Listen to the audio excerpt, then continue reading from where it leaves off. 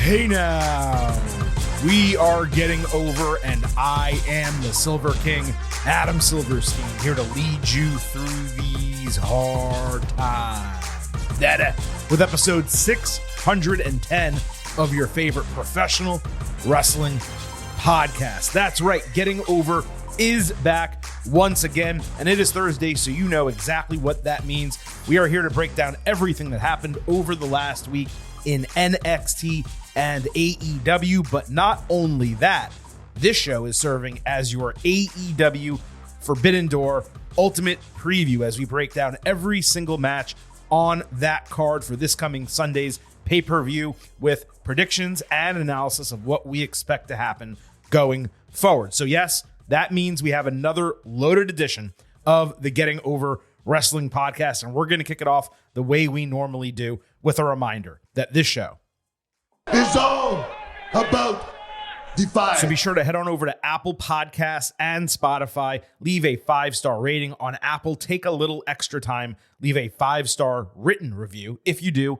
we will read it live right here on the show. And I know that we generally lean more toward the Apple Podcast of it all when we discuss this being important. But those ratings on Spotify really do matter as well. We would love some more 5-star ratings on Spotify. So whether you listen to us on there or not, if you have a Spotify account, if you just want to go over to our show page on Spotify, I believe you can access it without having an account. Hit that 5-star button. We would greatly appreciate it.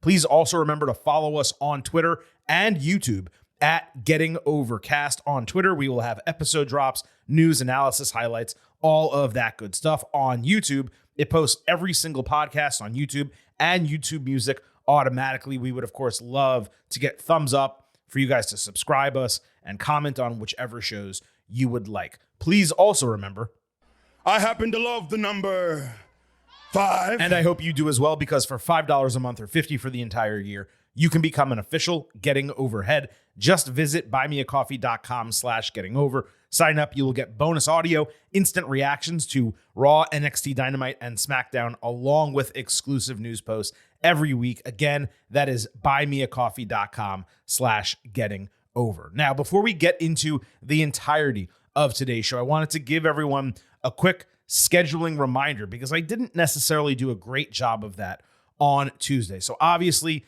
coming out of this ultimate preview, this coming Sunday, we will have your AEW Forbidden Door instant analysis. Then on Tuesday, we will have your WWE Money in the Bank ultimate preview. And then next Thursday, same bat time, same bat channel as this show, we'll have your NXT Heatwave ultimate preview, along with discussing the fallout from Forbidden Door in AEW. So a bunch of big shows coming up here on the Getting Over Wrestling podcast, as always appears to be the case. Now, we have NXT, AEW, and the AEW Forbidden Door Ultimate Preview all coming up on this show.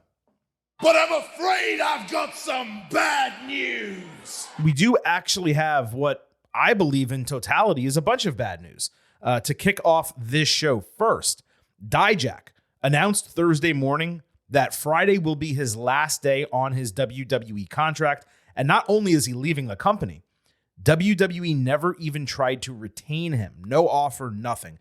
He also said that he was slated to win the NXT championship before he got called up to Raw, which we talked about on this show as likely and necessary given the run he had over the last 2 years and his potential to help that brand as a veteran. You'll also remember that Mustafa Ali was granted his release from WWE just as they were about to crown him the NXT North American champion when he was working down in that brand. So that's two people almost back to back that the main roster folks, Paul Levesque perhaps, I mean, I don't have the exact details right now, but basically prevented from winning NXT titles. In one case, granted a release. In another case, called them up to the main roster and allowed his contract to run out.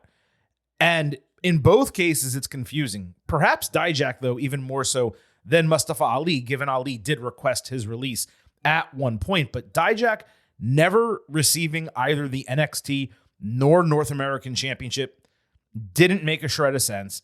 Then he got called up to Raw without a plan to use him or even retain him That seems idiotic, especially with them making a huge deal about it on social media.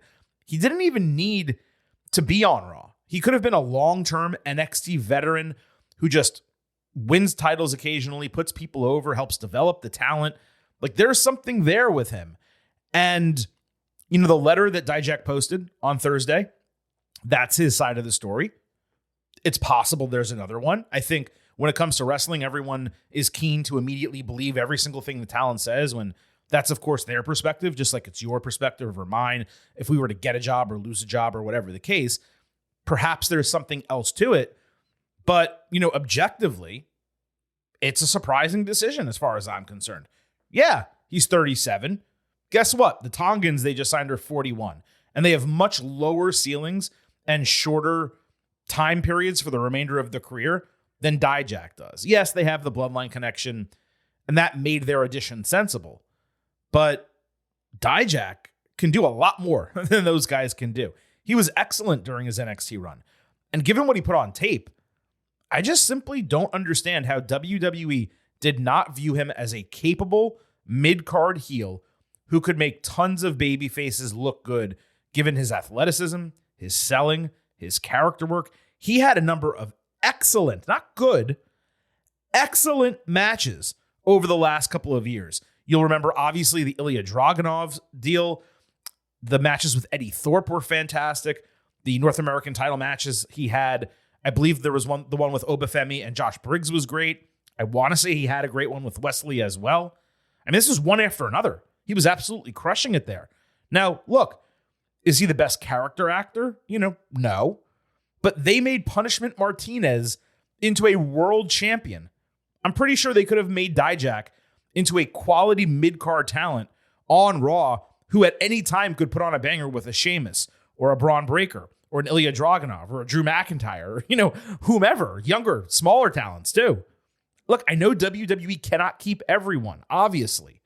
This is a head scratcher for me, though. He's going to crush it on the independents. If he lands somewhere like TNA, he's championship material. If he lands somewhere like New Japan, that would be super interesting. If he lands in AEW, he'd probably get lost among the mid-card like most other people there. That's just being candid. We'll see what happens. Best of luck to Dijak. Very surprised that WWE did not retain him. As for an AEW item, I was going to spend some time on more like delusional Tony Khan stuff from last week. I don't really have the energy to go in depth on it, but he did try to flame a fan on Twitter, saying that an episode of Collision singularly beat a terrible UFC TV show like a week ago. Congratulations, I guess.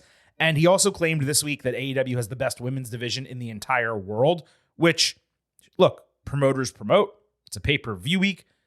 If he actually believed that, he wouldn't relegate the women to one match per show, frequently out of storyline against a non-contracted talent, 2 storylines at a time, maybe 3 in a totality of 5 hours of television. I mean, you would use the division better. Also, like, say what you will about WWE and NXT and TNA, all of which I would say have better women's divisions than AEW, although some of the talent in AEW is fantastic. Don't get me wrong. But that's not even talking about Stardom, Marigold, like the Japanese women's promotions, the Joshis. They're better than WWE and TNA and NXT. So it's like, yeah, sorry. Like, you can say that you're great and maybe you measure up with anyone in the world, but to say that you definitively have the best is asinine. Now, again, we don't discuss ratings every week on this episode, only when they matter, when they're a notable number, whether good, bad, or otherwise. We taped last week's episode before the ratings came out for Dynamite. And this week, we're taping around the time they come out, but they aren't available at this second as I am speaking. So let's briefly discuss last week because it was immensely newsworthy. Dynamite somehow only drew 502,000 viewers with a 0.16 demo. Its worst viewership and demo ever for the show on its normal day, normal channel, and normal time. And it's by margin. Those are numbers that NXT one day earlier did not just exceed, but they crushed them. But again, I say this all the time, NXT doesn't beat AEW. AEW doesn't beat NXT. They don't go head to head, and they don't have the same competition.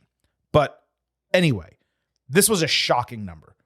Dipping below, 700,000 on a holiday, even if it's not a travel holiday, you could probably excuse it. I probably wouldn't even be talking about it right now. Sitting 2,001 viewers shy of the 400s is a total eye-opener. And let's be clear, it had nothing to do with Juneteenth or the Kendrick Lamar show. I was off for Juneteenth. I watched K-Dot, and I still saw Dynamite myself. By the way, that shit was epic, and you need to see it, at least his set, if you have not. I digress. Even if some people did watch that instead, I promise you it was not 25% of their audience. Now, there was an excuse or a reason, perhaps, whatever term you would prefer to use, that was given through a Fightful report.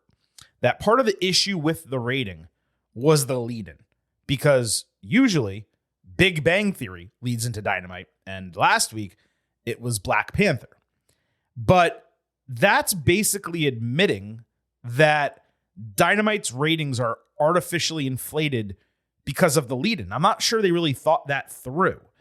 WWE, by comparison, has the shittiest lead-ins imaginable for its shows, especially on USA Network. Like Law and Order, NCIS. I don't even know this shit, but it doesn't get ratings anywhere near Big Bang Theory. And when they have low weeks, they don't point to their lead-in not being good, or, it's sometimes WWE's low, sometimes they're high. Usually sports, the NFL most notably, will be a determining factor. The NBA playoffs had an effect. The NBA playoffs, by the way, also had an effect on Dynamite. But there was no NBA or NHL. There wasn't a Caitlin Clark WNBA game. There was no breaking news. Nothing major happened in the NFL. Nothing. And by the way, this was a Dynamite that had MJF's comeback match on it. Now, my take when I saw this come in was this has to be a total 1 week aberration, an anomaly. And I assume that AEW is going to bounce back into the 700s this week. Is that going to be the case? Perhaps we will find out by the end of this show if the rating does drop before we finish up. I can't tell you right now. But what I will point out before we move forward is that Dynamite, the same week 1 year ago, did 902,000 viewers and a 0.33 demo. Again, the numbers this week, or last week, I should say, 502 and 16. That's basically a 50% drop in both categories year over year. Even for a 1 week anomaly, that is immensely troubling that it's even possible on the same night, the same time, and the same station. So that's the news of the week here. Again, we will talk NXT and Dynamite ratings at the end of the show if that second number comes out by the time we finish taping. The NXT number was down, but it wasn't notable. It was in the range of what NXT had been doing before the last 4 weeks really bumped up in a significant way. So let's go ahead, get to the full breakdowns of NXT and AEW. Then, of course, we'll have your AEW Forbidden Door Ultimate Preview at the end of the show. And a reminder, we will have timestamps in the episode description so you can jump from one brand to another, or if you happen to be listening to us Saturday or Sunday right before Forbidden Door and you just want a preview of that show, you can skip ahead to that. But as always, I hope you do listen to the entire show. So kicking off with NXT, I found the program to be much improved from a week ago. Still a few rough patches and segments that bothered me, but definitely back on track after it kind of veered off course a bit. What's clear is the top of the divisions, really across the entire brand, the men's division, the women's division, the tag team division, they need to be reset in a significant way. All of the names lost to the main roster have created a void in NXT. And while reinforcements are being built, and some are coming from the outside as well, it is going to take a while to rebuild that brand, given everything that was taken from it over the last few months. The cold open for NXT had Ava in the parking lot telling like 20 referees and security guards that she needs them focused and on high alert. Stevie Turner later backstage asked Robert Stone what he wanted. He asked what she wanted, saying he's been helping Ava make high-level decisions of late. He called himself an asset. She was about to call him an asshole. Then Turner revealed she's been helping Ava too, giving her inside dirt. Stone called her a narc and a snitch, basically starting some kind of feud between them. And I'm just like, why? Like, why are Stone a talent manager and Turner a wrestler wanting to be assistant to the regional manager, basically? I mean, Ava's 18 years Stone's junior. If anything, he should be in a heel mindset trying to steal her job. That would be far more compelling, having Stone attempt to undermine her and turn her get Ava's back and then become assistant GM or something if that's what they want to do. But also, why isn't Stevie just wrestling? She came back, she had a match with Jordan Grace, and now she's doing this. It's not working for me, if you can tell. Noam Dar was on a FaceTime call thanking Metaphor for getting his back. He announced the tendon was ripped off the bone in his leg, so he's going to be out of action indefinitely. Oro Mensah said he remained focused on getting revenge by going after Ethan Page. He shared a story about his dad burning 60% of his body, which is why they moved from Nigeria to Switzerland, and then they wound up in foster care, he and his brother. He said because of all that, he's never felt like he's fit in anywhere until Metaphor started. So he promised not to rest until he takes out Page. Really interesting that they went deep with Mensah's backstory. It seemed to touch Booker T on commentary. Obviously shitty that Dar was gaining like legitimate momentum in NXT, seemed to be ready for an NXT title match, only to go down with an injury. But it's also interesting that it seems Metaphor is kind of doing a face turn because of it. We spoke about the women's division badly needing baby faces, so it would certainly help to get Lash Legend and Jakara Jackson in a better position overall by going face. All in all, I actually thought this was quite well done and really one of the better parts of the entire show. Now, Ethan Page had a problem that Javon Evans was crowned number one contender, despite Page never being eliminated from the Battle Royal, and then obviously pinning Evans on the same night. So he obviously demanded that Ava come out and change the main event of Heatwave, putting him in it. Ava said she won't be backed into a corner, but Page does have a point. That led Sean Spears out, reminding that he pinned Evans 2 weeks ago. I actually forgot about that in my breakdown last week. Spears said he would pin Trick Williams in their match, making the decision easy. Out came Trick, saying he doesn't care who he fights or even how many people he fights. So the heels came out, attacked him 2-on-1 with Evans saving. They didn't come out, they were already there, but you get what I'm saying. Evans backstage told Williams he'd have his back ringside in this match, but Trick said he needed to keep his focus on challenging and that he, Trick, gets nervous when people say they have his back. This was very much a couple paint by numbers segments. Page is doing fine, but it seems like they're kind of half-assing his booking. Spears has largely bored me, and having him in the same storyline as Page, it just kind of feels repetitive. I mean, I know they're different dudes, but they're really not that different. So we had Trick against Spears in a non-title match. This was the main event of NXT with Page on commentary. Mensah attacked Page minutes into the match. They brawled into the back. Trick escaped a crossface. Spears countered a bookend, but Trick hit a backstabber and a bookend. Suddenly, Brooks Jensen ran out of the crowd, attempted to enter the ring only to get tackled by security. He scratched and clawed with them around the announce table, first chucking Vic Joseph's entire candy dish, and then perfectly lining up the lid of the table so that when he swung it around as like the security guards tried to pull him away, it accidentally hit Trick in the head. Spears immediately capitalized with a C4 back in the ring to beat the NXT champion 1-2-3 via obvious happenstance. Right before NXT ended, Stone and Turner argued about what to do coming out of this occurrence, with Ava saying everyone has compelling cases, so it's going to be a fatal four-way at Heatwave. Obviously, we all saw this booking coming 2 weeks ago. The match and the booking of the finish were far better than the opening segment with these guys. Not that I necessarily love Trick being pinned, but he was given every excuse in the world for it, and he's also not at a point in his career where he needs to be crazy protected. Sure, he's the NXT champion. He's still a neophyte. He still has a lot of growing to do. He's nowhere near ready for the main roster. It also made all of the Jensen shit from the last few weeks finally impactful, all in one fell swoop. Now, how they follow up with that next week is going to be key. Whether there's interference in the title match at Heatwave is going to be interesting. Whether they use the four-way to take the title off Trick on that show is going to be interesting. But that's why we watch, to find out what's going to happen. Roxanne Perez got angry that Carmen Petrovic was giving Lola Vice props to other wrestlers while watching a video in a locker room. Roxy said none of them were on her level. It got heated from there, leading to an obvious non-title match with Lola joining commentary for it. It was a short match in which they mostly worked well together. There was an odd sequence late, though, during a spin kick. Perez won cleanly and easily with pop rocks as per usual. Vice confronted her after. This time she caught Roxy trying a spinning back fist, then murdered her with the 305 spinning back fist herself. Lola then took the NXT Women's title and walked out with it, leaving Roxy flat on her back. She also called her a shithead in Spanish, which got through the censors. I thought that was pretty funny. She eventually dropped the title on Ava's desk, demanding a match at Heatwave, which confused me because I could have sworn that was already set. If not, it was just really obvious.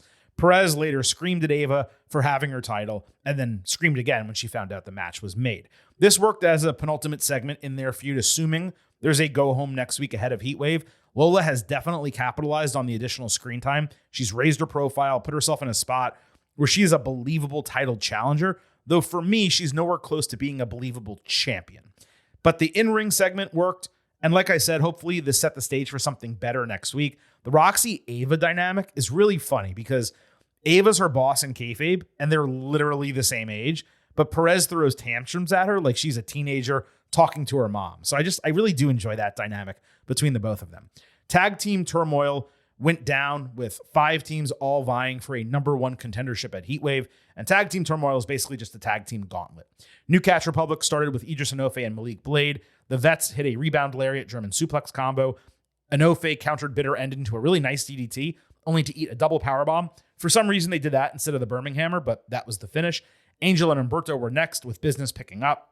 Apollo Crews distracted the heels, calling back to their SmackDown feud. That gave New Catch an opening for Bop and Bang and Tyler Driver 97, plus another elimination. The Good Brothers took advantage of the exhausted faces. They prevented a Birminghammer. Tyler Bate then broke up Magic Killer, with Pete Dunne catching Luke Gallows for the 1-2-3. Out the Mud mocked the OC for losing, with Chase U entering as the final team. Duke Hudson Uranagi'd them into each other, then did a swinging version on Bate, who came back with an impressive deadlift vertical suplex. Ridge Holland sacrificed himself, saving Andre Chase from a tope. That allowed him to hit a flying crossbody on Bate for the win. Second week in a row that Hudson has done something somewhat underhanded to successfully help Chase U win a match. This over-delivered to expectation. New Catch clearly stood out as the stars of the match.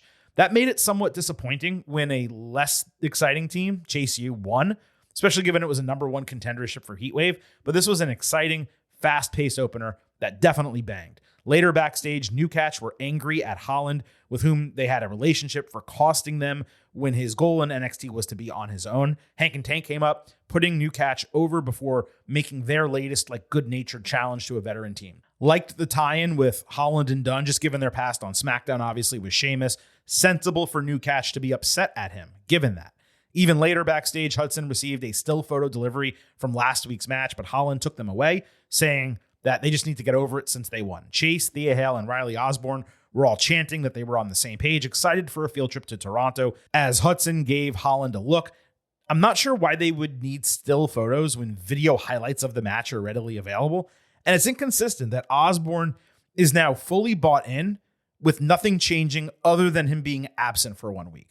But this is the most interesting Holland has been probably in his entire WWE career to this point. So to that end, it is working. And yes, even later backstage, the Good Brothers were shown having laid out OTM when Jada Parker ran up, getting in their faces. So Michin shoved her. They got into it before security broke everything up. Jada then interrupted an interview with gusto and challenged Michin to a street fight next week. Vic, Booker, back to you. No, it ain't gonna happen like that. It is not gonna happen like that. You're not kicking it back to Snitch and Booker. That camera stands right here on me. Meech, you have the audacity to blindside me after your boy snuck Bronco and Lucian? Okay, so how about next week you see me face to face, baby? Me and you in a street fight. Now get that damn camera. That is how you do it. She has so much effing personality. Cannot get enough Jada Parker on my television. She has it. And she is It. And Michin, I've been singing her praises of late. She didn't get a promo on TV. She did get one on social media. Jada. Jada, Miss Parker, Jada, you done cost me the Women's North American Championship and you want to pop off at the mouth saying you're going to run me out of NXT? Baby girl, you thought that I have never been threatened before? You think that I don't know how to watch my back, something that you clearly couldn't do today? You think that I don't know how to survive? Jada!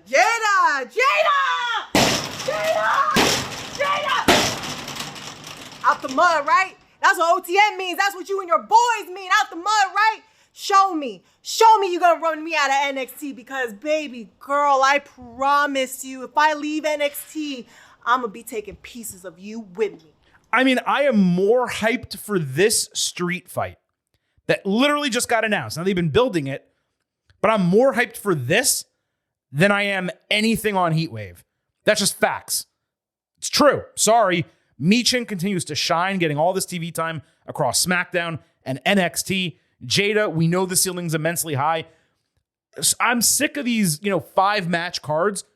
Put this in Toronto. Like, I don't know what they're doing, what decisions they're making. Like, the card's okay for Heatwave. Maybe we'll talk about it at the end of the show. Maybe we'll save it until next week. This is a hot-ass match. It's way hotter than Roxanne Perez and Lola Vice, and that's actually been built pretty well. This should be on the premium live event. I don't want to hear anything else. I'm glad we're at least getting it on TV. This is going to bang. It should main event NXT next week. At least be the main event match next week. Cannot wait for Michin and Jada Parker. And get this, even later backstage, Brinley Reese was trying to boost her guy's confidence when Izzy Dame came in, saying they don't want her around given her positive vibes don't make up for their lack of skill. She was actually spitting facts here, if we're being honest. Tatum Paxley was stalking them from behind a glass door, so Izzy hysterically slammed her hand against it, and she fell off. Like, I forget the name of the character, but in Mario Brothers, when you climb the fence and there's the things on the other side, you can just hit them off. Kind of like that. Goombas, is that they're just different types of Goombas? Whatever. Reminded me of that. I thought it was hysterical. She was clearly rattled by her words. This is how NXT is different from Raw, SmackDown, Dynamite, Collision, Rampage, etc. There were 5 teams in this match. 4 of them were involved in follow-up segments on the same episode of television that either moved their stories forward or set up new feuds. That's how you book professional wrestling. Wes Lee fought Joe Coffey. Wes caught Joe at the bell, and Coffey slipped on the middle rope seconds later. Wes then hit a spike tornado DDT that looked really snug, and Wes ultimately avoided all the best of the bells, only to hit cardiac kick for the win. No interference from Gallus, even though they were ringside the entire time, and a much shorter match than you would expect, given these were 2 veterans in an important bout for Wes to reestablish himself and Joe still trying to get a North American Championship match. Obafemi appeared in the crow's nest, basically saying Wes cleared his final hurdle and he earned his number 1 contendership for the North American title. It seemed like this was a number 1 contendership match, but it was never titled that, like during promotions or as the bell rang or anything like that. And again, given it was for a title opportunity, it should have been longer and harder fought. I wouldn't be surprised if maybe this is the beginning of the end for Gallus and NXT. I just can't see what else they would do. But I also really don't know how they would fit in on the main roster. So who knows at this point? As far as Oba and Wes, I should love it. I should be crazy excited about this match for Heatwave. But I don't, and I'm not. It's been boring as sin, which should not be the case. And I just credited Shawn Michaels with the tag team division for booking professional wrestling in a way where you had 5 people at a great match and 4 of them got storylines coming out of it. This has been a low point on NXT over the last couple of weeks. And again, that should not be the case with Oba and Wes. Maybe the go home will rectify it. Sol Ruca fought Ariana Grace in an actual number 1 contendership. Kalani Jordan backstage said that she was focused on having a drama-free North American Championship reign. This was a clunky ass match, even to the point that Ruca slipped on the middle rope while going for Soul Snatcher, and they had to improvise to get back to the same finish. Crazy that the rope got slipped on during both North American Championship number 1 contender matches. One, I guess, official and one unofficial. Also, what the F is going on with these ropes in WWE? I mean, do they need to sand them down a little bit? Do they need to wipe them between matches? This is way too many rope-based incidents in a 3 or 4 week span to be coincidental. There's no way it's coincidental. There has to be something going on. I don't know what it is because I'm not a ring technician, but someone's got to figure it out. This was unfortunately, Ruca and Grace, one of the worst NXT TV matches in quite some time. It just was. Kalani came out after the bell, happily raised Sol's arm as Ruca's eyes were on her title. They were later happy to be facing each other backstage. It was just real unfortunate all around. The match, their interaction. Then we had JC Jane, Jasmine Nix, and Fallon Henley all backstage agreeing that their goody two-shoes antics of Sol and Kiana were just disgusting, and they didn't deserve to be getting opportunities over them, the more accomplished veterans. Now, this is odd because Nix is not a veteran like JC and Fallon. I know she follows JC around, but she doesn't really fall into that category, but okay, I can get past that. They also saw Petrovic walk by. They categorized her along with Kalani and Sol, seemingly suggesting they might attack them. So this looks like it might eventually set up to a 6-woman tag team match. I don't want to be a broken record, but Henley as a heel remains nonsensical. She's doing fine, actually. Her acting as a bad woman, I almost said bad guy, a bad gal, is totally fine, but it's unnecessary, unneeded, and it just feels out of place. This was really frustrating, as you can tell. The Heritage Cup was on the line. Tony D'Angelo against Nathan Frazier. Dante Chen offered to be Frazier's cornerman if Axiom was not up for it. Axiom came up soon after, though, said he would get Frazier's back because he might be annoyed by him going after singles titles and stuff, but they are still partners. D'Angelo later said his only concern was the after party, and while Frazier is fast and more experienced in these matches, the D'Angelo family has a game plan, and they are confident that will keep the cup with them. Frazier caught D'Angelo with a unique surprise drive-by roll-up to take a 1-0 lead after just 43 seconds. Tony answered by catching Frazier running with a sky-high spinebuster to get the second fall in 71 seconds. Then he caught Frazier flying outside and threw him into the steel steps. Rounds 3 and 4 went by without a fall. D'Angelo again caught Frazier flying with a sudden turning spinebuster in a great spot, but he sold an injured shoulder that got him run into the ring post earlier, and Frazier drop-kicked it into the steel steps and caught him with coast-to-coast rolling back in the ring. Frazier hit a Phoenix Splash with 2 seconds left, the bell ringing without a count to end round 5. Frazier then hit a twisting, swinging neckbreaker, but D'Angelo avoided another Phoenix Splash and hit an avalanche toss belly-to-belly suplex plus a spinebuster to retain in round 6. This over-delivered, like even more so than the tag team turmoil. D'Angelo has improved massively in the ring, and Frazier brought out the best in him here. Just a blast from bell to bell, really entertaining match progression going from quick falls to expired rounds, and then finally to the finish. It ultimately went about 12 minutes. It seemed like it was longer just because that's how much action was involved here. My only gripe is it would have been nice for Tony to use a finisher at the end, but I can get past that. Axiom consoled Frazier later backstage, saying the silver lining is they can focus on their tag team title match. Frazier was selling a back injury, saying, yeah, he does want to do that, but actually he has a WWE speed match set for Wednesday. Axiom was obviously disappointed. They successfully are continuing telling the story with Frazier having his eye off the ball, which one would generally believe was set to precede a title change. I'm just not sure that Chase U being the challengers makes that likely. But maybe it does because of what they're telling with Holland. So not overly excited for this match at Heatwave, but they are telling a nice story. I did forget to grade this. I did go 3.75 stars, B+ for that match. And lastly, Tavian Heights fought Damon Kemp. The stipulation here was that Heights would join No Quarter Catch Crew if he won. Heights did a great spot, picking up Kemp for a tombstone shoulder breaker. Kemp rolled outside, and Charlie Dempsey placed his kayfabe dislocated shoulder back in place. Kemp hit an angle slam. Heights countered into a toss belly-to-belly and then a regular belly-to-belly suplex for the clean win, with Dempsey raising his arm, and apparently he's now part of No Quarter. This was the expected result. It was a fine match, hardly anything to write home about. I mean, it was 3 minutes. What are you going to accomplish in a 3-minute match? And I was frustrated because this was the second time that we've had an episode of NXT. It's okay to have a couple short matches because you're involving developmental talent and they can't go long, right? So if Heights is short and Petrovic is short in their matches, that's fine. But there were 4 of them on this show that went under 5 minutes, including Wesley and Joe Coffey, which went 3:18. That was ridiculous. That should be 7, 8, 9, 10, 11, 12 minutes. And then the other ones can be 3 minutes each if that's what you want. So I found that to be odd. But again, this was super, the show in totality was super entertaining. And even though the last 2 weeks haven't been up to the quality that NXT delivered the 3 prior weeks and that we've seen on a pretty consistent week-by-week basis, there was not much really to criticize other than some of the individual storytelling, which we, of course, already discussed. So with that said, let's move over to AEW.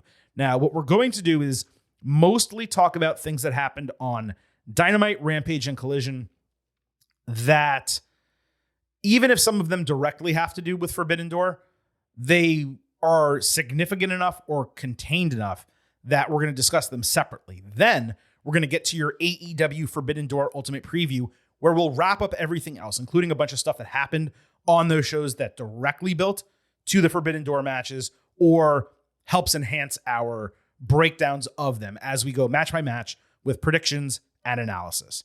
Before we get into the breakdown of the entirety of the 5 hours, though, we of course have to look at the matches. And somehow they put 18 matches on AEW television this week, largely because a number of them were legitimately crazy short squashes. 7 of those 18, 39%, had storyline build or legitimate reason for happening.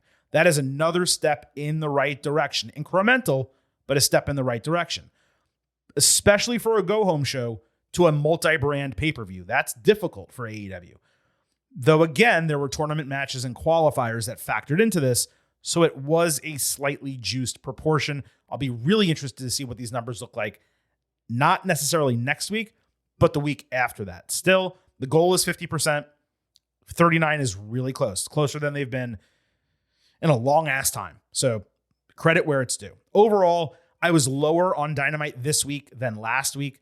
Collision and Rampage, it's just a slog.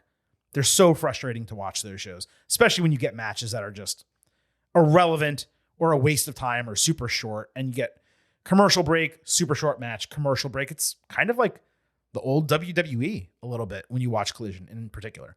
All right, let's go ahead, break down everything that happened on those shows. Again, most of it contained here. Some of it we will get to in our AEW Forbidden Door Ultimate Preview.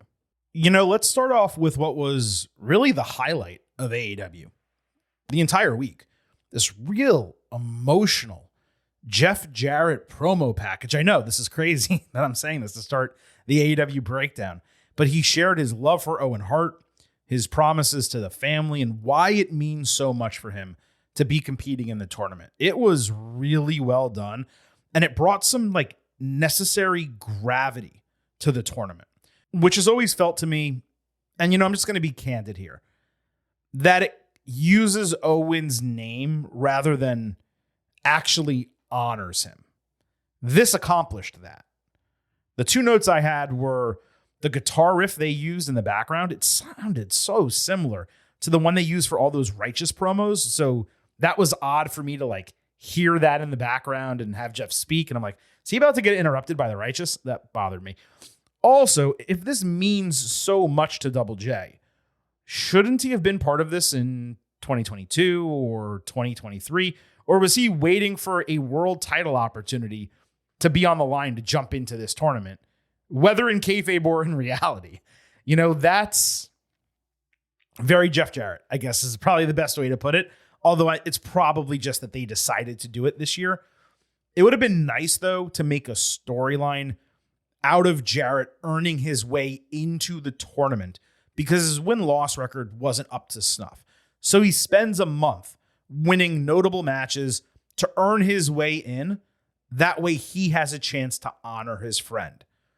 That's basically what separates WWE from AEW when it comes to storytelling. AEW will occasionally say, here's why this random booking actually matters. And sometimes, even when it does actually matter, and there's a point, like this time, you say, oh, okay, cool. Whereas WWE in the same situation would take time to build the story and earn your emotional investment as a viewer over a period of time. Imagine if Jarrett spent a month, cut this promo saying, hey, there's 2 open spots in the Owen, and I want to take one of them. And he goes up to Christopher Daniels and he says, or Tony Khan directly, what do I need to do to get in? And Jeff, just haven't been doing well. Wins and losses here. You got to beat some legitimate competition if you want a shot. Okay, throw anyone you want at me. And he wins a couple matches and he gets put in. Now, one of the problematic turns with that is that Jarrett's a heel. So you have a heel who's now cutting a babyface video package where you're supposed to emotionally invest for him. That's another reason why having him do that turn on screen allows you to invest in him as a babyface and root for him in this opening round match. And then when he loses, you either feel sad for him or he turns right back heel. Well, that didn't work for me. I'm going to go beat the shit out of people for no good reason. That is the turn that AEW needs to take. Because again, this was great, but it could have been exceptional. And that, unfortunately, is something that we talk about all the time. Let's move to Collision, where there was an international championship match. Will Ospreay defending against Brian Cage. This main evented. It was the only valuable AEW match of the entire weekend. Ospreay immediately jumped up from a German suplex with a hidden blade, totally no-selling it. Cage did a really cool springboard spinning power slam. Ospreay came back with a Poison Rana plus Oz Cutter and hidden blade to retain the title. The moves were cool.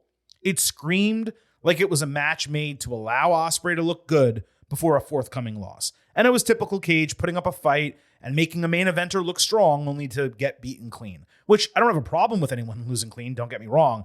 It happens to him every single time. There was no drama. There was no intrigue. There was no thought, oh, maybe he might win the title. And that's always frustrating as far as I'm concerned. On Dynamite, MJF opened the show in Buffalo, getting a great reaction, only to immediately be interrupted by Daniel Garcia, the hometown guy, thanking him for the save last week.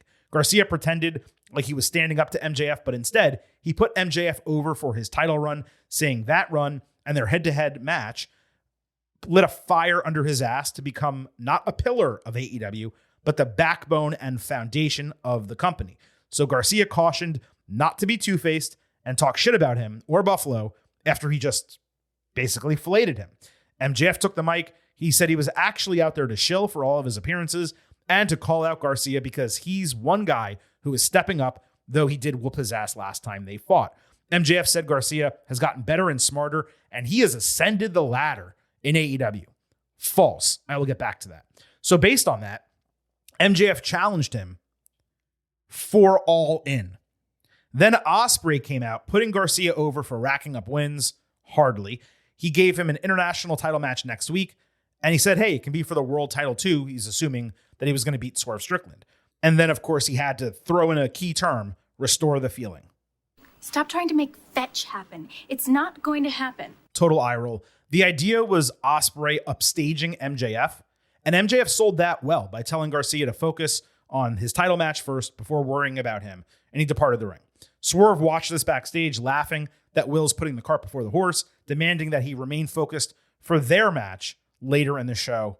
I promise you I will get to that in a bit.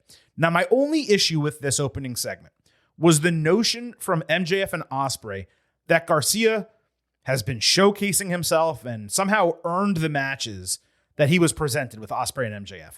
It's patently false. He has done nothing other than have a win-loss record that's been inflated. But AEW doesn't even use that anymore. It wasn't even mentioned here. His 7-match winning streak since March is over Lee Moriarty, Angelico, KM, Tate Mayfairs, Nick Camarado, and Rhett Titus. That's 7 wins, 3 against contracted talents who never win shit, and 4 against straight-up jobbers. Even worse, the average match time there is 2 minutes and 40 seconds. So he's gotten 2.5 minutes on 5 shows to build him by beating nobodies. His last match that went over 5 minutes came in mid-April. Now, if the fans watching the show buy it, that's theoretically all that matters. But why spend time trying to build Garcia without actually building him? Why couldn't he have beaten Buddy Matthews or Kyle O'Reilly or Pentagon or hell, Jay Lethal or Cash Wheeler or Dante Martin or anyone of note? What about Claudio or Roderick Strong? You can do pinning combinations and distractions and any number of creative methods to protect the losses. This is not how you push someone by simply trying to rewrite history and rewrite facts. It's just an absolute shit booking job that is clearly being used not to build up Garcia, but rather create a kickoff for MJF and Ospreay at All In, because MJF sure as shit better not be fighting Garcia on that show after main eventing a year ago against Adam Cole for the AEW title. This also was one of a few moments Wednesday that, to me, gave away results for Forbidden Door. It basically further confirmed for us that Ospreay is not beating Swerve, given MJF is being teased, and we know the Owen winner is fighting the AEW champion at All In. But Garcia and MJF, they did well on the mic. They created a fun moment for the Buffalo crowd. MJF did well selling the upstaging bit, with Ospreay unfocused and kind of overlooking Swerve. All of that made sense. And I'm just thinking about this now. Since Forbidden Door is coming up and they just throw random matches out there, what if Garcia had a match against a New Japan talent, a significant one, and won that before he fought Ospreay this coming Wednesday, or before he was gifted an international title match, let's say 2 weeks from now? He wins that. Wow, you've actually accomplished something. Now you get a title match. Another missed opportunity. In terms of next week, could I see a scenario in which Garcia upsets Ospreay because he's beaten and bruised from Swerve and there's Don Callis family interruption? Yeah, I guess I could see it. But Ospreay versus MJF for the international title at All In makes a lot of sense, even though that match obviously does not need a championship. In the main event of Dynamite, we had Swerve and Ospreay against Gates of Agony.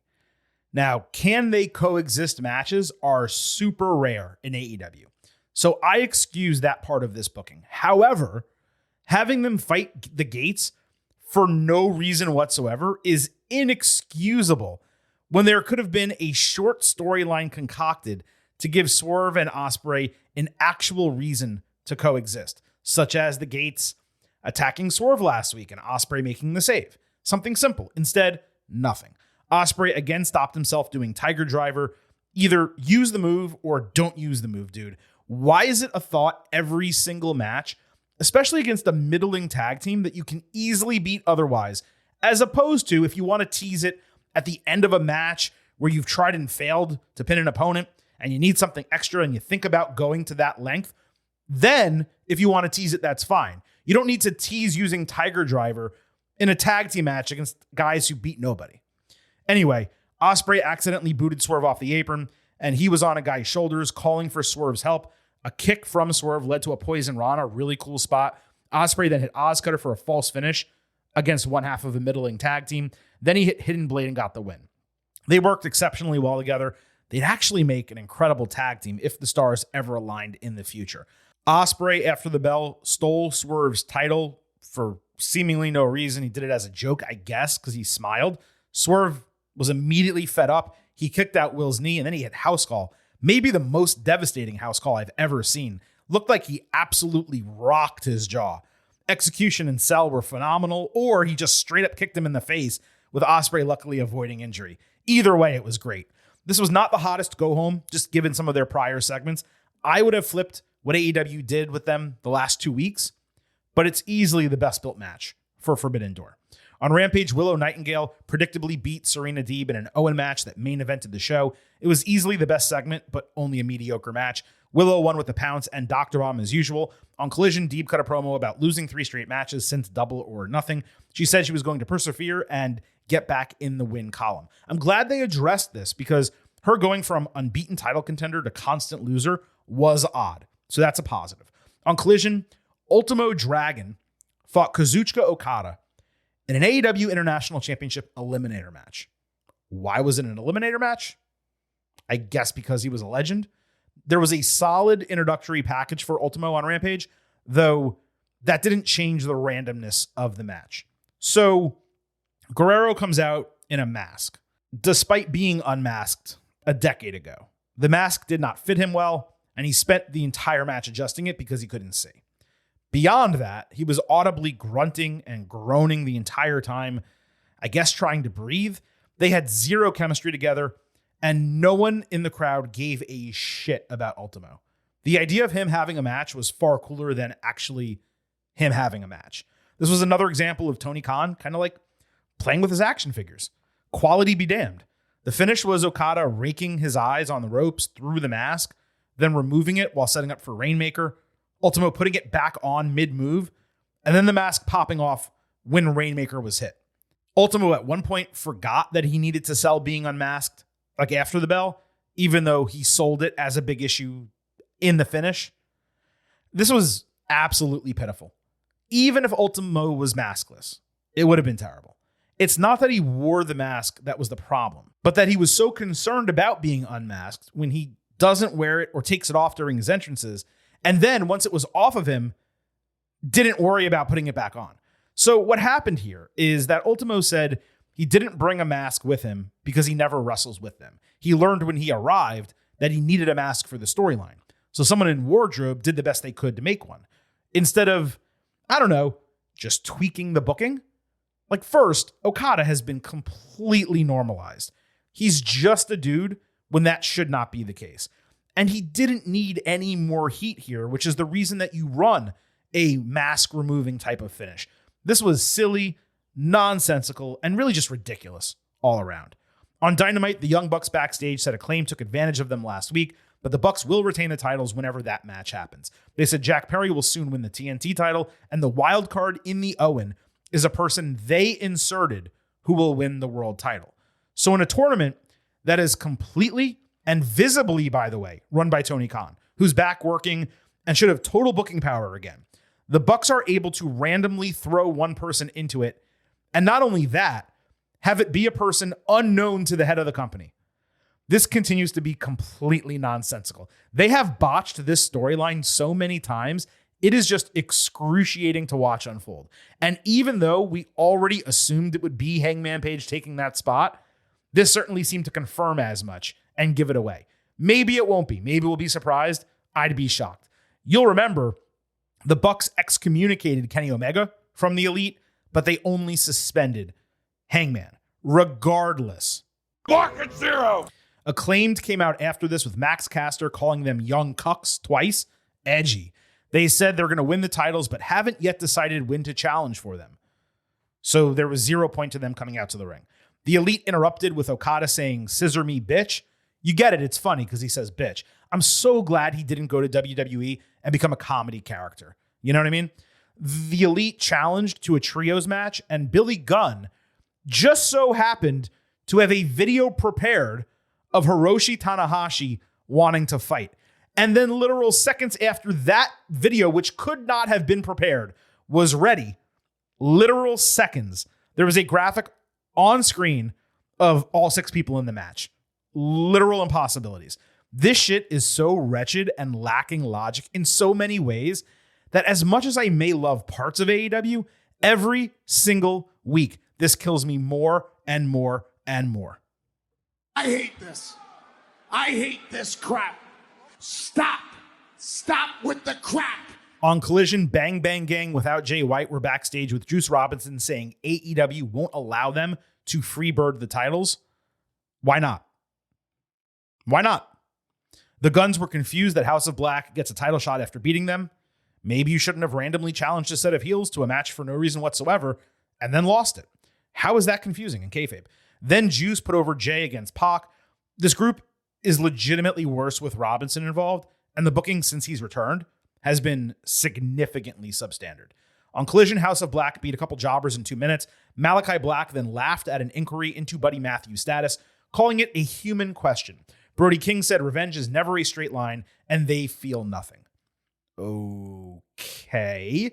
The reason Buddy was written off, at least temporarily, is he got married to Rhea Ripley on Wednesday night. So congratulations to Rhea and Buddy. That is awesome. On Collision, the Patriarchy beat the Iron Savages and Jack Jameson in 5 minutes. Jameson was allowed to cut a promo for some reason. People can't get match time on these shows, or Daniel Garcia can't get promo time on Collision or a 5-minute match, but Jack Jameson gets to cut a promo.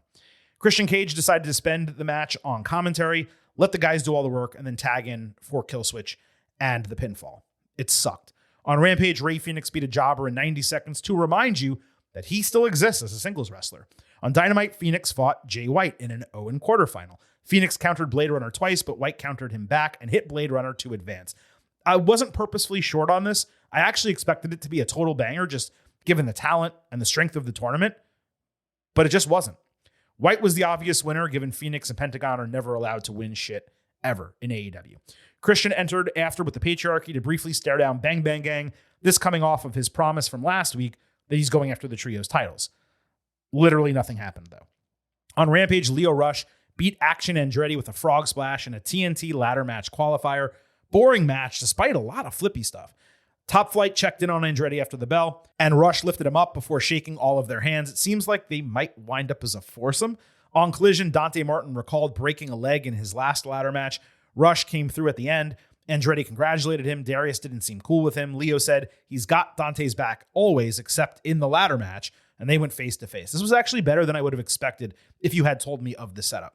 On Collision, Samoa Joe, Hook, and Katsuyori Shibata beat the premier athletes. There were some fun spots here with the faces working together. Shibata ultimately won via armbar submission. I'd normally call this a rough match, but Collision was an awful wrestling show, other than the main event that we already discussed. So it was probably the second best match on the entire program. I'm enjoying the Joe Hook Shibata team, though, at least so far. On Dynamite, Orange Cassidy called his unit with Mark Briscoe and Kyle O'Reilly the Conglomeration, which is a good name, but nonsensical for those three. It's meaningless. Briscoe did his normal promo again, with O'Reilly interrupted to do like an impersonation of Briscoe's promo style. None of them said anything, and it was the least funny of the three efforts. On Rampage, Private Party beat Commander and Metalik as a typical building block match before they fought and lost to a real set of opponents. That came on Collision. Private Party against the Learning Tree. Brian Keith used brass knuckles with Chris Jericho covering for the win. This went way too long at 15 minutes, and it was frankly terrible because of it. The heels continued attacking after the bell, only for the Joe Hook Shibata trio to save, with Jericho getting out of dodge as Shibata snapped Keith's arm. Joe then said the Learning Tree sucks, so he challenged them at Forbidden Door. What is it with AEW forcing Jericho onto every pay-per-view? What about this match is Forbidden Door? Now, I'm saying this as I was watching Collision on Saturday. I completely excuse the main event because AEW needs to sell the show.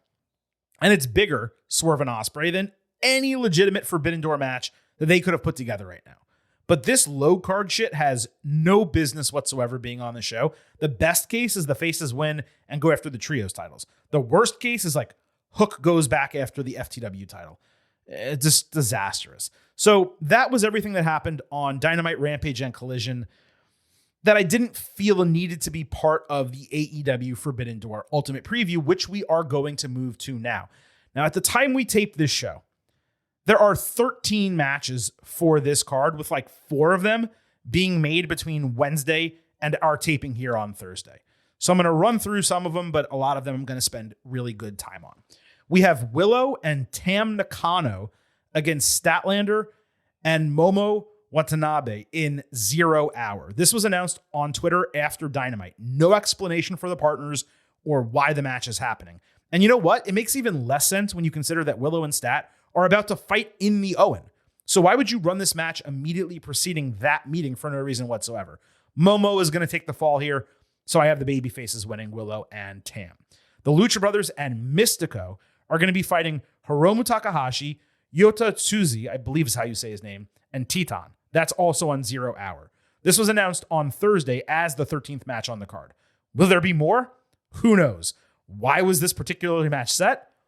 Who knows? Now, Lucha Bros and Mystico together, that's going to be sick.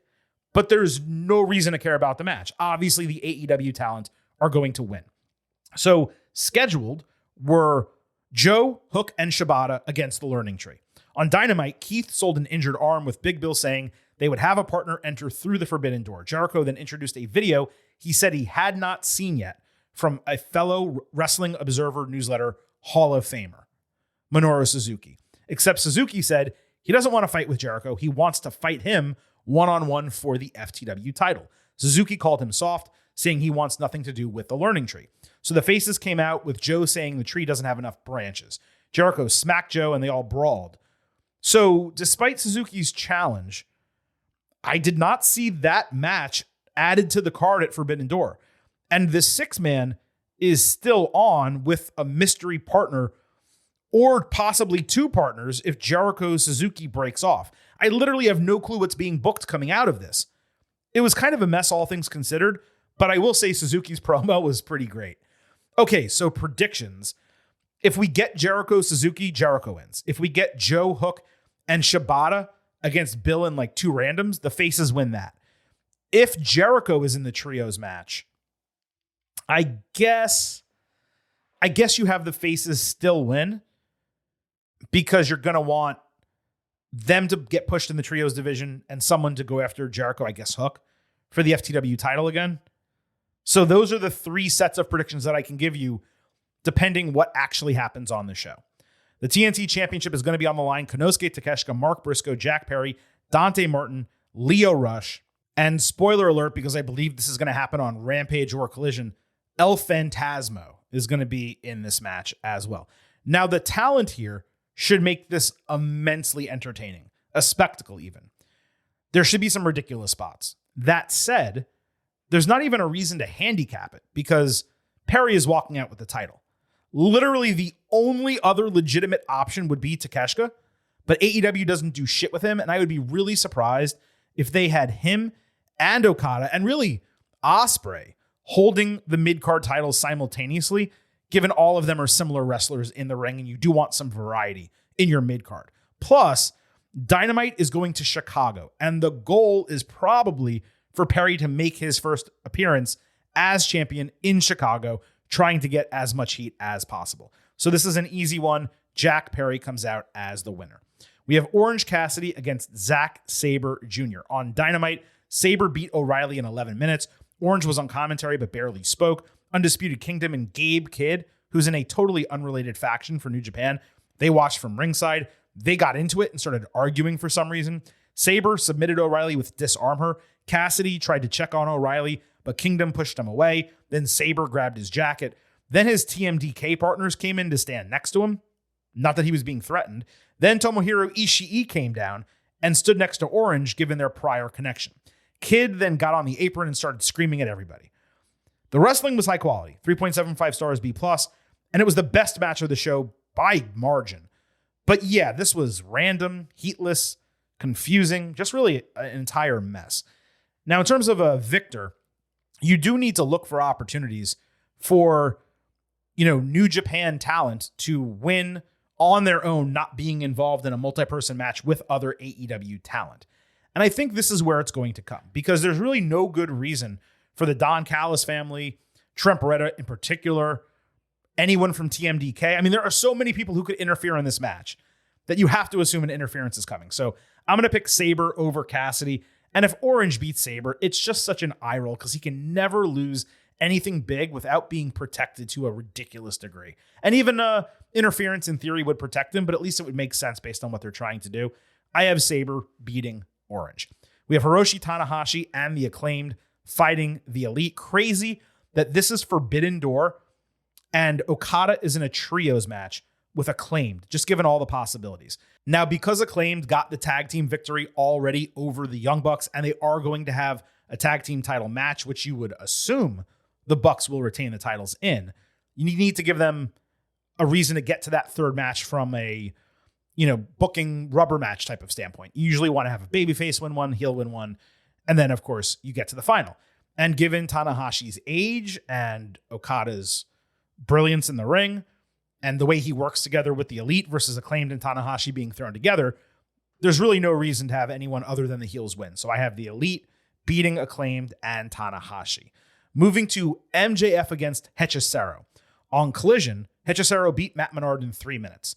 Since the announcement of this match, there have been 0 segments actually building to it. I mean, literally none. MJF was on Dynamite, didn't even mention it, I don't think, as happening at the pay-per-view. Now that I think about it, when he did his quick shill rundown, he may have said, "See me at Forbidden Door" against Hechicero, but he just mentioned the match and no storyline, no attack, literally nothing. Now, maybe something does happen on Rampage and Collision. I did not look at the spoilers. I just looked at the match card to make sure I didn't miss anything. But yeah, MJF is beating Hechicero. I can't see it happening any other way. I'm actually really anticipating this match. I think it's going to be an absolute banger. Just from an in-ring quality standpoint, it doesn't need a lot of time, 12, 15 minutes, but MJF is going to win. That's really all there is to it. Let's move to the Women's Championship. Toni Storm defending against Mira Shirakawa. On Collision, Toni Storm and Mariah May beat Lady Frost and Layla Hirsch in 8 minutes. Why? Could not tell you. Storm had to save May a bunch. Frost did a really nice high-risk move, but they came back with stereo German suplexes and hip attacks before Storm Zero ended it. On Dynamite, Toni, Mariah, and Mina all fought Saraya, Harley Cameron, and Anna Jay. This was that random-ass match set up last week, but at least it was set up. It was also the second Can They Coexist match on the same show. And look, I said earlier, AEW has largely stayed away from that because it's a really trite booking concept. But not only did they do it, they did it twice in one episode, a go-home show. And with the men, it was completely random for no build. Just a total eye roll.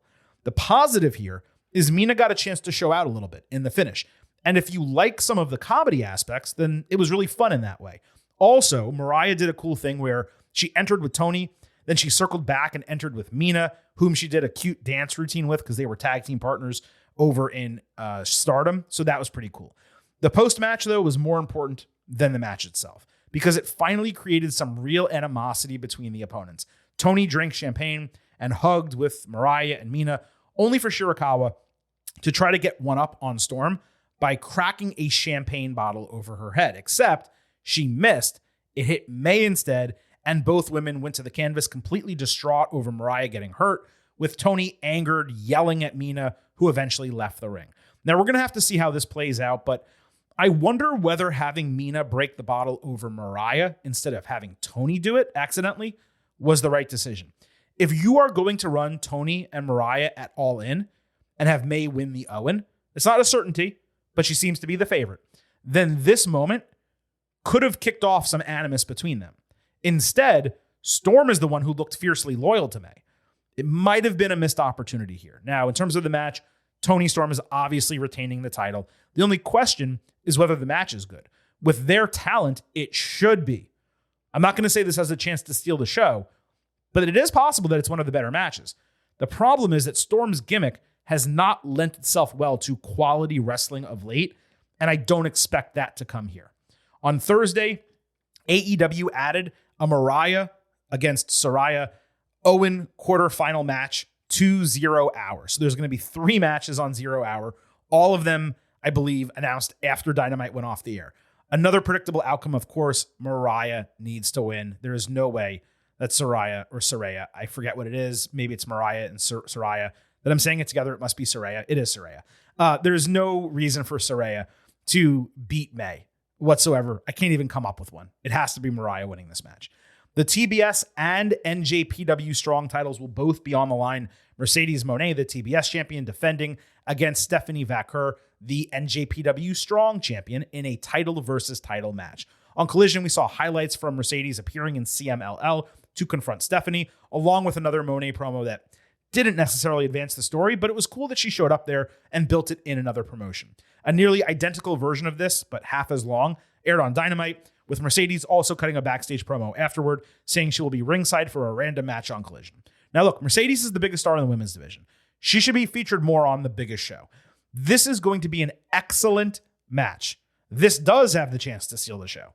But the build has been nothing more than these two are really good wrestlers, and it's title versus title. There's really no heat for it whatsoever. I'm sure it's going to get a holy shit chant before the bell because that's what AEW crowds are going to do. And again, it's going to deserve it because the match is going to bang straight up. But to say that it has heat going in, it just doesn't. In terms of a prediction, again, it seems very obvious. Are they going to make Stephanie Vaquer the TBS champion? I really don't think so. Are they going to make Mercedes Moné the NJPW Strong champion when New Japan and Stardom have been wanting her to do runs over there? Yeah, I think they're going to. So Mercedes walks out of this as a double champion, beating Stephanie Vaquer. Let's move to Bryan Danielson against Shingo Takagi, which happens to be an Owen match that is being aired on this show.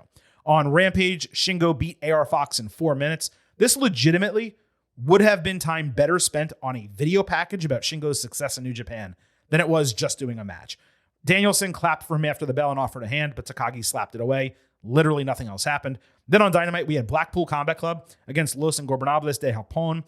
Danielson was on commentary. This was wrestling just for wrestling. It ended in a DQ. Tetsuya Naito's music hit during it, so he went off to brawl with Moxley. Then Shingo was murdering Wheeler Yuta, so Bryan broke it up and they stared off together. Other than them both having a dragon nickname, there's similarly been no build for this whatsoever. It should be an outstanding match because Shingo is fantastic and Bryan is Bryan. And this is one of 4 matches, it's the last 4 that we're talking about, that have a chance to be match of the night. No question about it.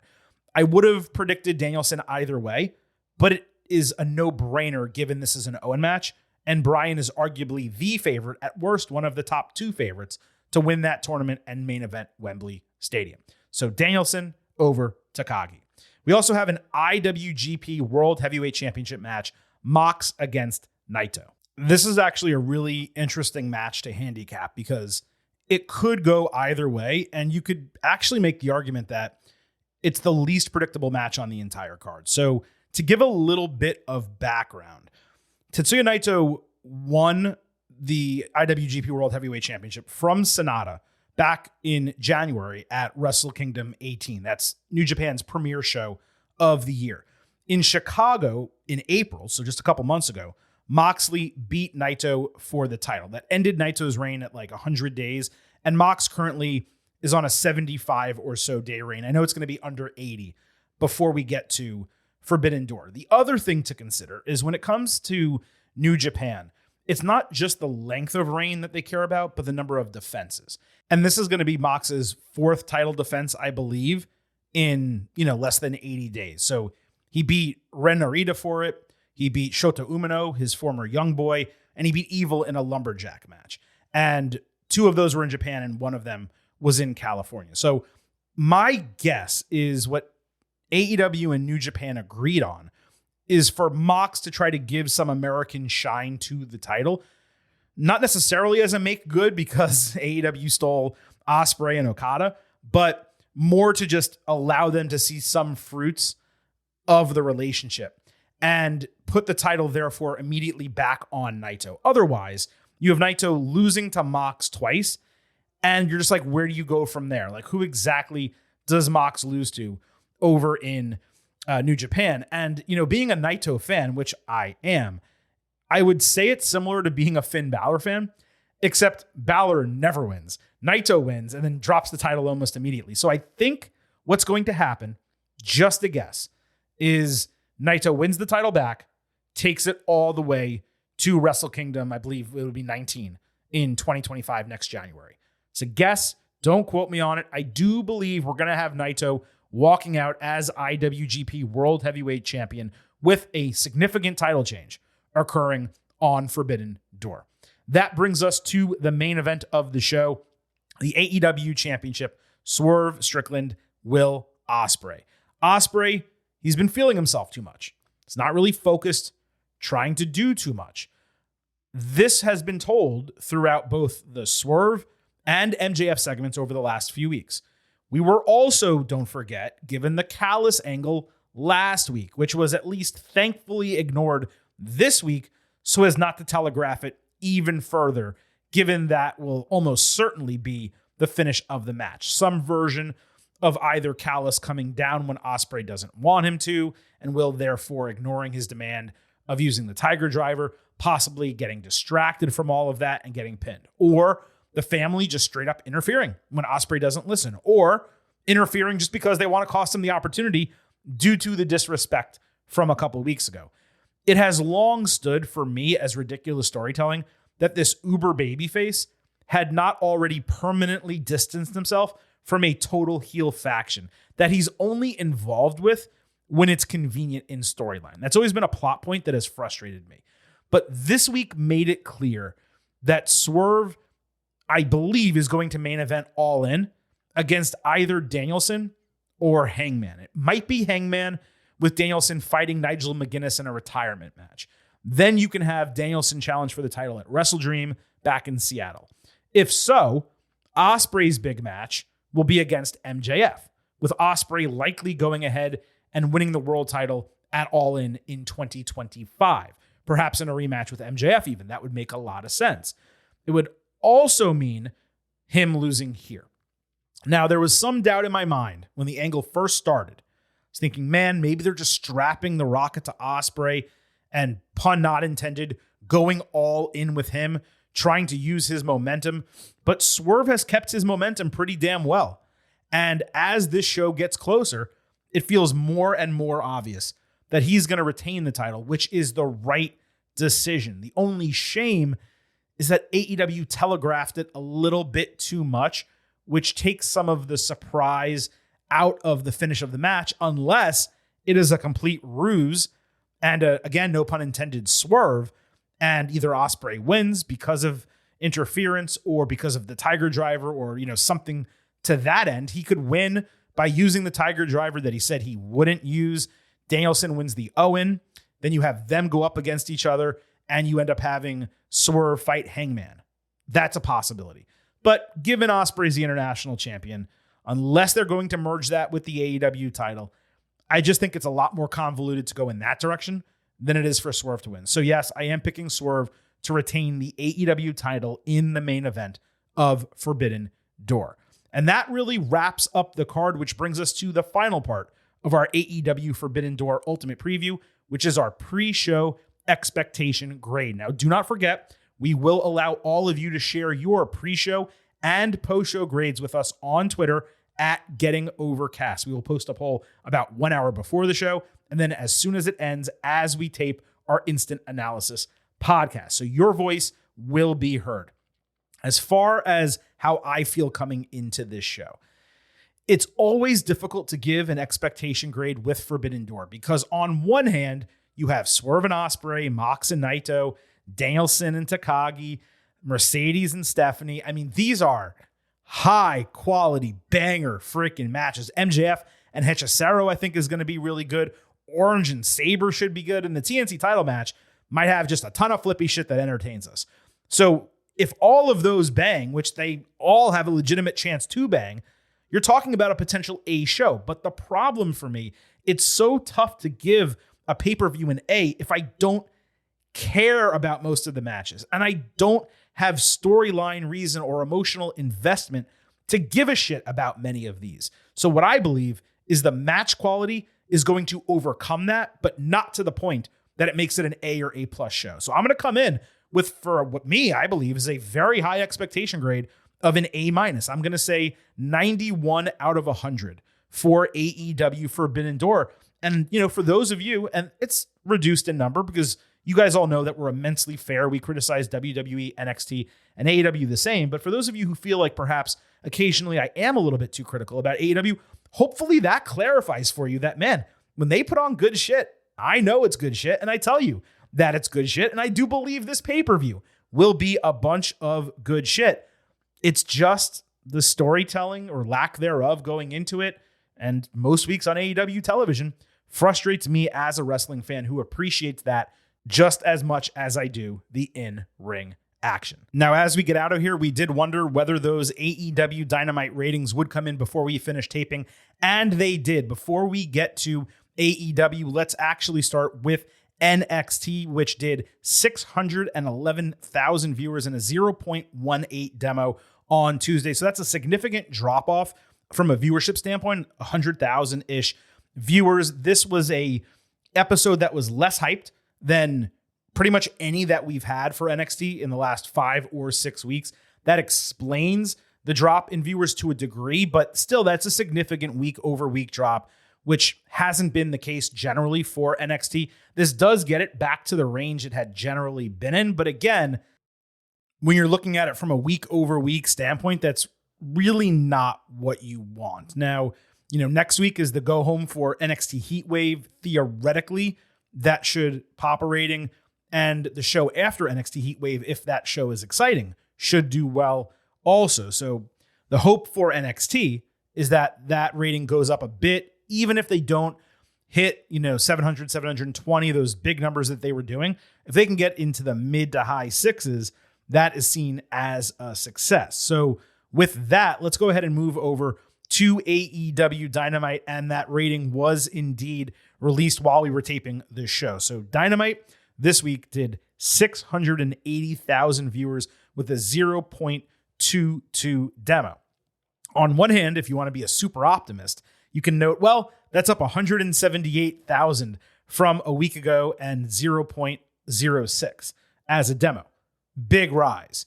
The problem is they're under 700,000 for a go-home show, And when it comes to AEW, a year ago, we were talking about them doing 1 million as a good show.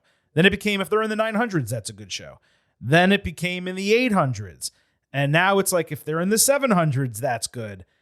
But they're still not. They're at 680, below 700 for the second straight week. Now, a qualifier does need to be added here because no, there may not have been any major games going against AEW Dynamite, but the NBA draft did happen Wednesday directly head to head.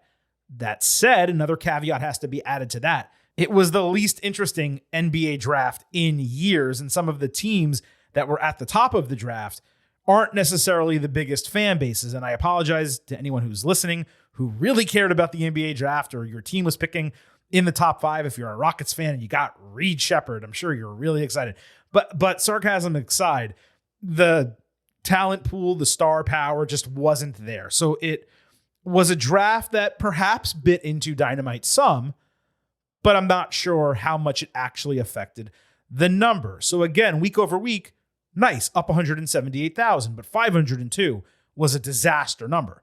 What you really need to look at is the year over year. And last year, this same weekend, now again, it was different because the go-home show for Forbidden Door was the 21st last year. 28th was the show after Forbidden Door. But regardless, it did 809,000 viewers a year ago. That also was not against the NBA draft, which I believe was held on its normal night Thursday a year ago. But that is a difference of 129,000 viewers year over year. And probably more concerning even than that is the demo, 0.22. If you ignore last week, which was an aberration, and this week's rating for Dynamite, I should mention, proved that was an aberration. You don't go up 178,000 just because people are more interested in the show in 1 week. Something happened last week where that number was significantly down. But to still be at a 0.22 demo, that is concerning. Other than last week, I believe that's the lowest demo for an episode of Dynamite since October 2021. And I think that episode was a different night or time or channel or something. So when you're doing a demo that's that number, 0.22, and you have NXT on the night before doing a 0.18 on a down week, it just tells you that there is legitimate concern with these AEW ratings. Now, the only concern when it comes to the ratings is the TV deal. Once a new TV deal is signed, the ratings really don't matter until you get into the 18 months prior to that deal expiring. Tony Khan, earlier Thursday, before we taped the podcast, he used a bunch of football terminology to say they're really close to coming to a deal. And if that is the case, then it's probably them being very close to coming to a deal with Warner Brothers Discovery.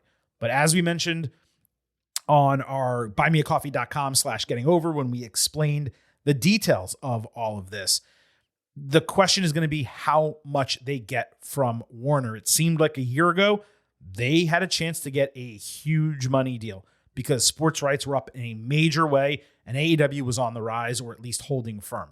They're clearly in a decline right now. And if they don't get a TV deal that substantially increases their revenue, that is when you get into concerns over profitability. Because right now, AEW is not profitable and they're not really close to it. They need that new TV deal and the money that comes with it to become profitable, to maintain long-term. Tony can fund it as long as he wants, but it does need to be a profit-making enterprise to be an actual successful business. So we'll find out whenever that TV deal comes, whether the recent ratings affected it, whether the marketplace for sports media rights affected it. That is what ultimately matters, and hopefully we find that out sooner than later. And hopefully for AEW, it's a really nice number, and they don't have to worry about these weekly ratings anymore.